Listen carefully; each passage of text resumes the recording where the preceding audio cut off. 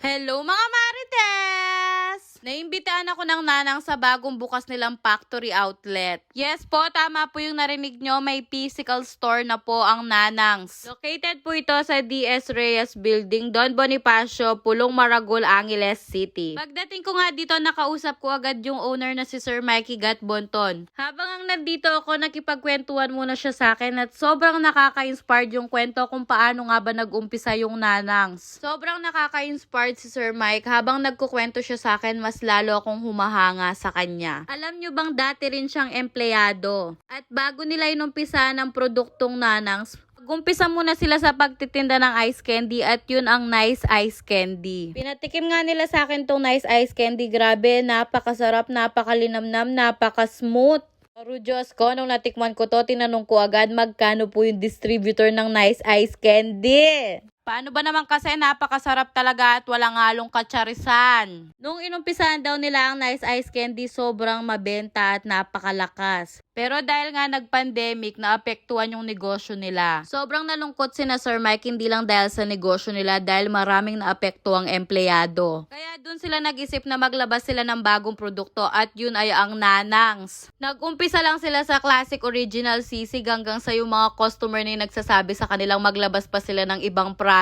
Noon, nagpo-produce lang sila ng 1,000 pieces. Pero ngayon, 50,000 pieces na ang napoproduce ng nanangs. Hindi lang ako dun na mga kay Sir Mike. Mas lalo akong humanga sa kanya nung sinabi niya sa akin, hindi naman importante kung konti lang yung kinikita namin. Dahil ang goal talaga namin makapagbigay ng trabaho sa mga tao. At ang target nga niya ay makapagbigay siya ng trabaho sa 300 na katao. Grabe, kaya hindi na ako magtataka kung bakit talagang binibless sila ni Lord. Eto nga talaga ang dahilan kung bakit ako na-invite dito sa Nanangs. Dahil nung mag-iisang buwan pa lang ako bilang distributor ni Nanangs, mag-top 6 agad ako sa may pinakamaraming sales. Kaya in-invite ako ni Sir Mike para makapaghakot all you can dito sa factory outlet nila. Grabe, sobrang excited ko dyan. Aro Diyos ko, Jo, malugi na kanyang kakot. Chares!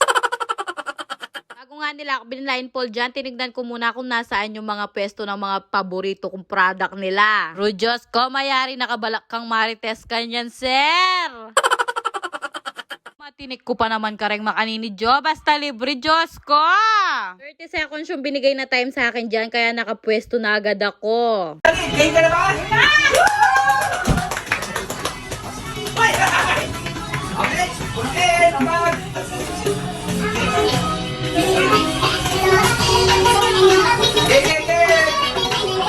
Okay, last! Ayun pa!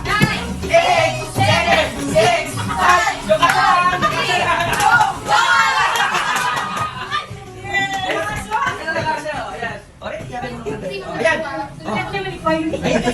Diyos ko, nakaka-pressure pala pag nandun ka na sa moment na ganon. Kung alam ko lang talaga, hindi ko pinaigpit yung blindfold ko para nakasilip ako. Chares! Pero alam nyo, sobrang saya ko dyan dahil nakahakot ako ng worth 1,600 pesos, Jo! Hindi ko na kailangan mangutang sa paninda ko dahil meron na akong ilalagay na stock sa rep ko. Loko, kasaya ng Marites, Jo! Koy, ngay liko ang gabalugbog. Ang usapan, isang bag lang yung pupunuin ko, pero Jo, yung naakot ko, 2 bag. Kaya ako nang masaya, Jo! Chares! Sobrang saya ng experience ko dito. Sana maulit pa, Chares! Susunod yung mga followers ko na yung papaghakot all you can ni Sir Mike, kaya abang-abang! Thank you so much, Sir Mike. Napakaganda ng anak ni Sir Mike. Tignan nyo naman, Jo. Magaling yung mengogoy, Sir Mike, Jo. Chares!